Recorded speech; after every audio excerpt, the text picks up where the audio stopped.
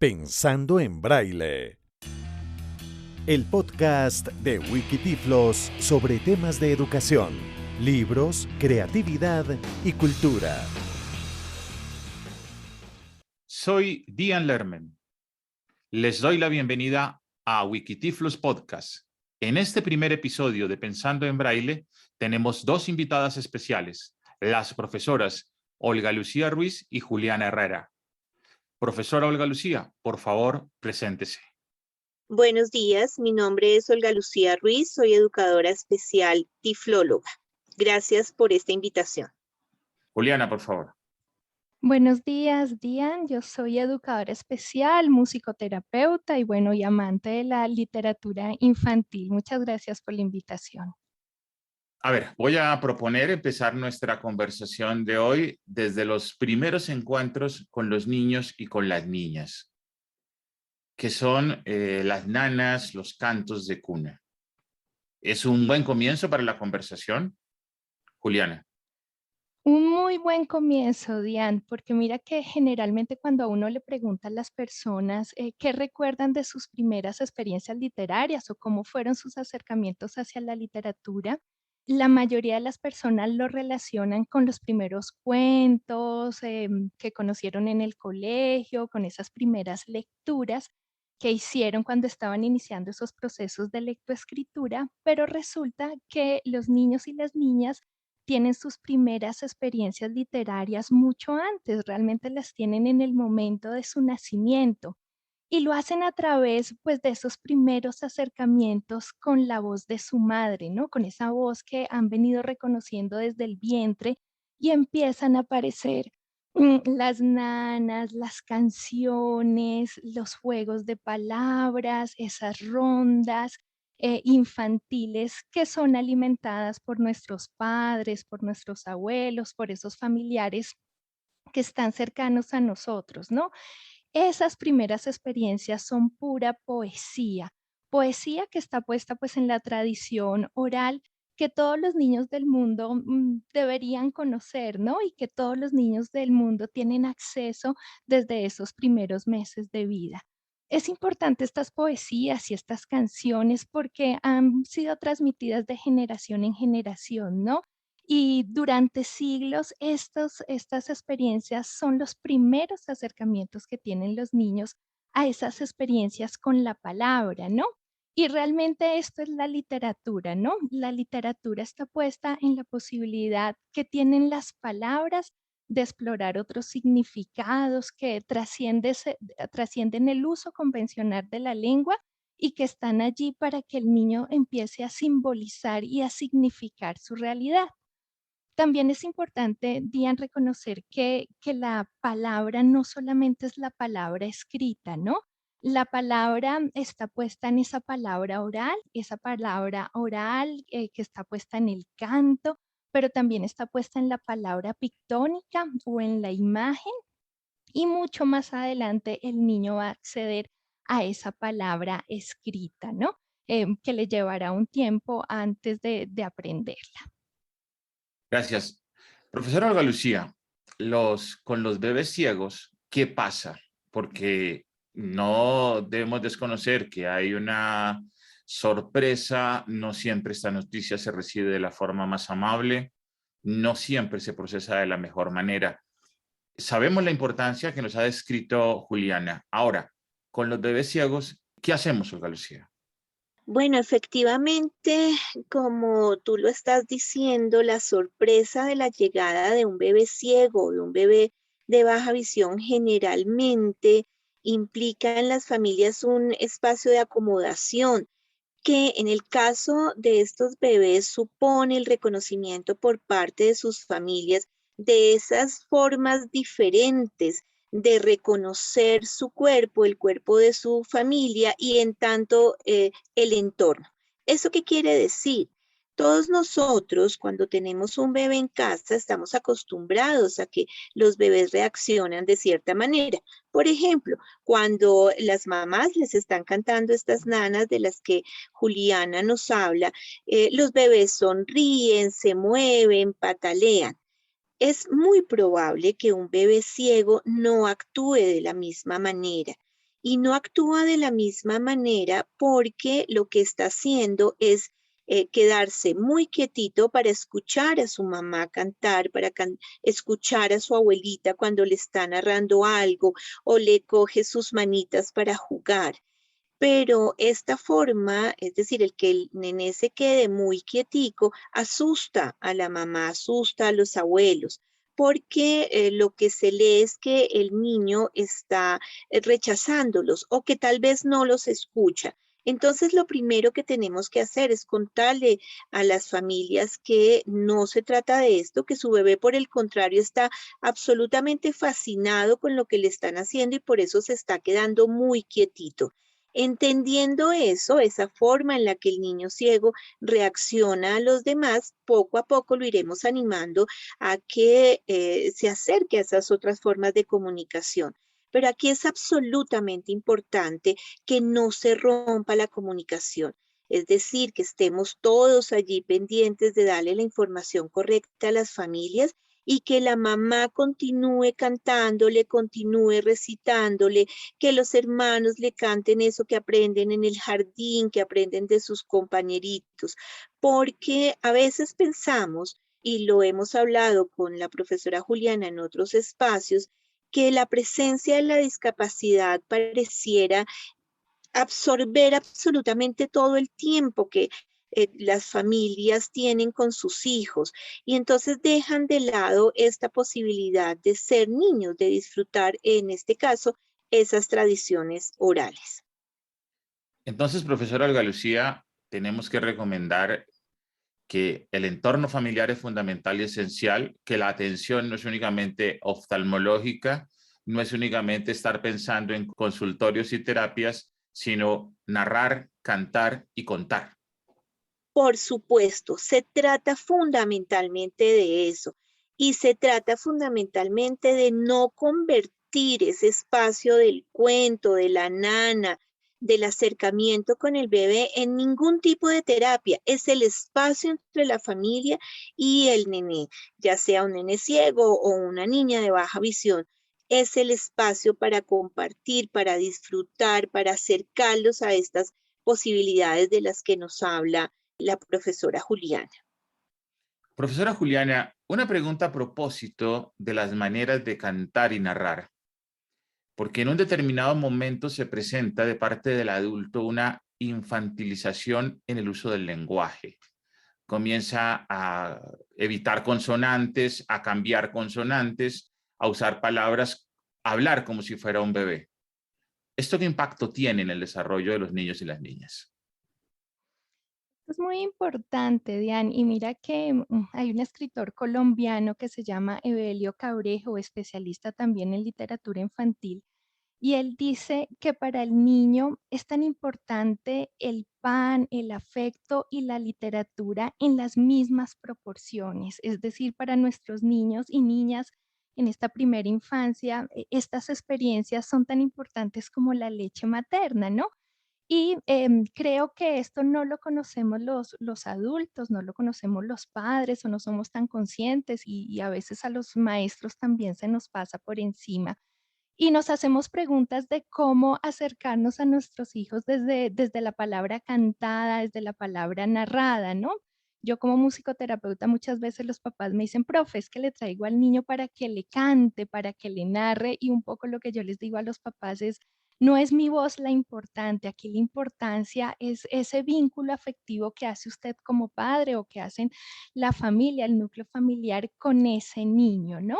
Y en esto los papás y las abuelas, por ejemplo, son expertas, ¿no? Yo creo que los que hemos sido padres y aquellos que hemos tenido niños cerca, vemos cómo de manera natural empezamos a cantarles, empezamos a arrullarlos, empezamos a generar unos juegos corporales donde evidentemente nuestra palabra, esa palabra fáctica cambia, ¿no? Es diferente la palabra cotidiana, la manera como le hablo al niño desde lo cotidiano, cuando lo estoy reconociendo por su nombre o cuando le estoy entregando el tetero o le estoy dando el tetero. Y cuando avanzamos hacia la palabra literaria, hay unas intenciones, unos acentos, unas tonalidades, unos juegos ahí con esas palabras que empieza el niño a reconocer que son diferentes. Aunque cambian las palabras, no necesariamente tienen que ser infantilizadas. Y aquí hay algo muy importante y es que uno diría, bueno, pero el niño no entiende toda esta cantidad de palabras o no va a entender esta poesía que le estoy diciendo, pero lo que pasa ahí es que el niño sí empieza a comprender que hay un tono y un acento diferente. Por ejemplo, cuando jugamos con ellos a hacer rimas, ¿no? Y esas rimas que están muy combinadas con juegos corporales. Todos hemos jugado a este dedito compró un huevito, este lo cocinó, este lo peló, este le echó la salecita y este gordo pícaro bandido se lo comió. Y generalmente esa mamá o ese adulto que está con el niño le va cogiendo los deditos, se los va besando, se los va apretando, le salta la barriguita. Entonces se pone en un juego de palabras que no necesariamente tiene que ser infantil, ¿no? También hay algunos escritores que dicen que para los niños también los primeros acercamientos están puestas en esas oraciones, ¿no? En esas oraciones que hacemos con los niños antes de dormir, ahí hay una poética, ahí hay un lenguaje estético, adicionalmente, pues el niño se está acercando a una espiritualidad particular, ¿no? Ángel de mi guarda, mi dulce compañía, no me desampares ni de noche ni de día. Puede que el niño al principio no entienda muy bien a qué se refieren todas estas palabras, pero ahí hay una tonalidad que lo empieza a envolver. Son palabras que envuelven, que acunan, que abrazan, que besan y que de una u otra forma están fortaleciendo esos vínculos. Y también aparecen esas canciones maravillosas que todos conocemos, ¿no? Sana, que sana, colita de rana, sol, solecito, que llueva, los pollitos dicen, el acerrín, acerrán, ¿no? Que en mi época uno sentaba a los bebés en el regazo y los mecías de un lugar hacia otro, ¿no? Acerrín, acerrán los maderos de San Juan.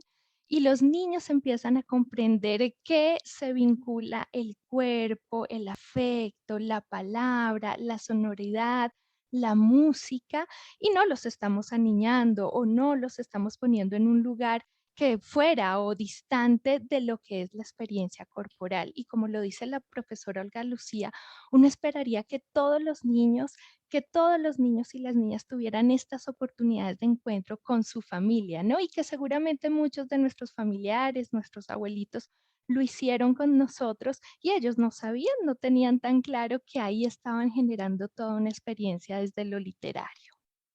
Gracias. Olga Lucía, ¿qué hacemos? No es por generar un estereotipo con el papá serio, con el hombre serio.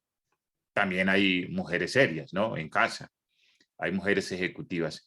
¿Qué hacemos con ese miembro de la familia que es muy serio y que le cuesta trabajo, le cuesta hacer el ejercicio que acaba de hacer Juliana, pero que de todas formas habla, que de todas formas está ahí y el bebé está ahí? ¿Qué pasa con estas personas, Olga Lucía? Pues una muy bella pregunta, porque es que efectivamente todos tenemos diferentes formas de ser y de vincularnos con los niños de nuestras familias o los niños que nos rodean. Y esas diferentes formas de ser no tienen por qué ser vistas como un obstáculo para acercarnos a los niños. ¿Eso qué quiere decir?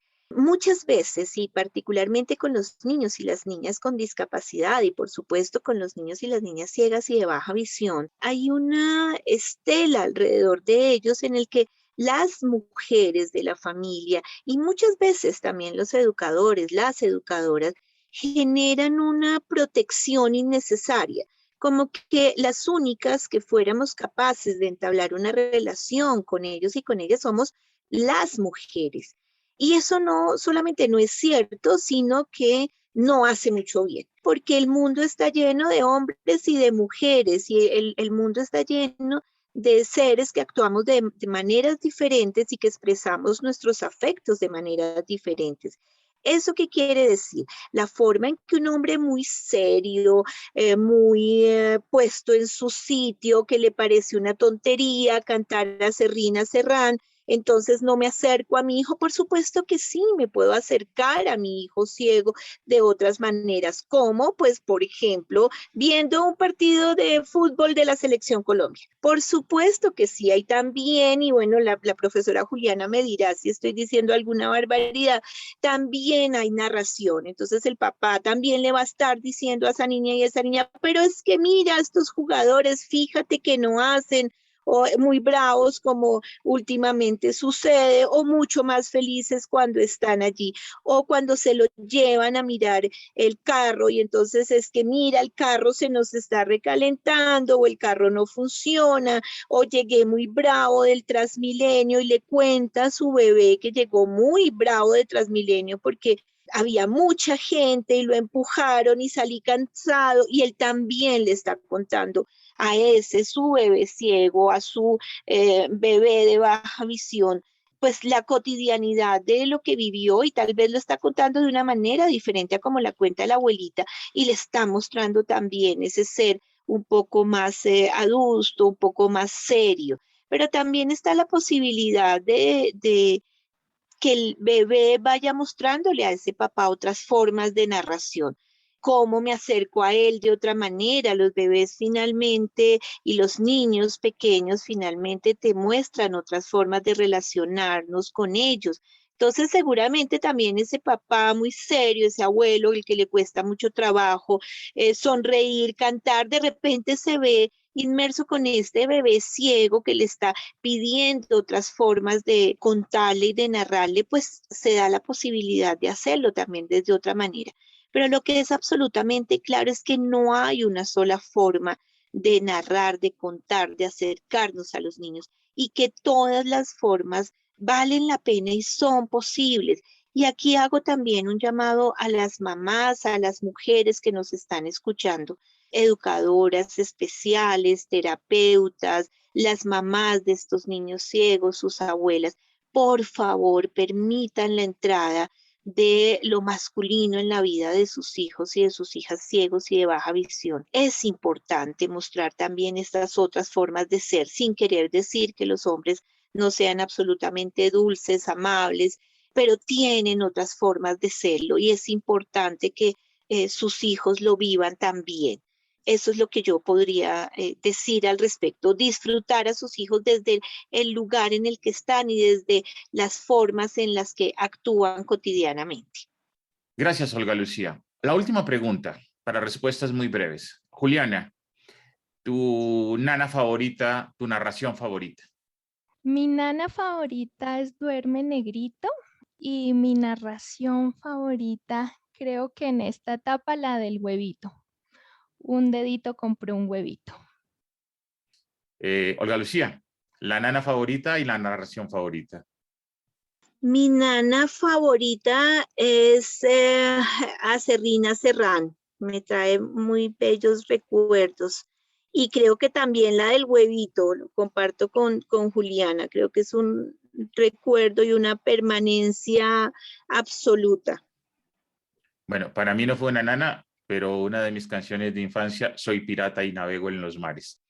Profesores, muchísimas gracias por acompañarnos en esta primera emisión de nuestro podcast. También recuerdo a un amigo mío que a su bebé de baja visión le leía la crítica de la razón pura. Muchísimas gracias y la invitación es a seguir pensando en braille. Duerme, duerme, negrito, que tu mamá está en el campo, negrito. Duerme, duerme, movila, que tu mamá está en el campo, movila. Te va a traer codornices para ti, te va a traer rica fruta para ti, te va a traer carne de cerdo para ti, te va a traer muchas cosas para ti. Y si el negro no se duerme, viene el diablo blanco y ¡zas! Le come la patita, chica pumba, chica pum. Duerme, duerme, negrito, que tu mamá está en el campo, negrito, trabajando, trabajando duramente, trabajando, sí, trabajando y va de luto, trabajando, sí, trabajando y no le pagan, trabajando, sí, trabajando y va tosiendo, trabajando, sí, pa'l negrito chiquitito, pa'l negrito, sí, trabajando, sí, trabajando, sí. Duerme, duerme, negrito, que tu mamá está en el campo, negrito, negrito.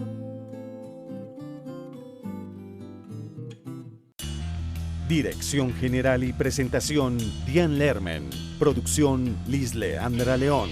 Voz y musicalización, Oscar Javier Cuesta. Pensando en Braille, con el apoyo de la Agencia Española de Cooperación Internacional para el Desarrollo, AECID, cofinanciado y con la asesoría técnica de la Fundación 11 para la Solidaridad con Personas Ciegas de América Latina, FOAL, y con el aporte de soluciones tecnológicas accesibles de Ilunium, Capital Humano.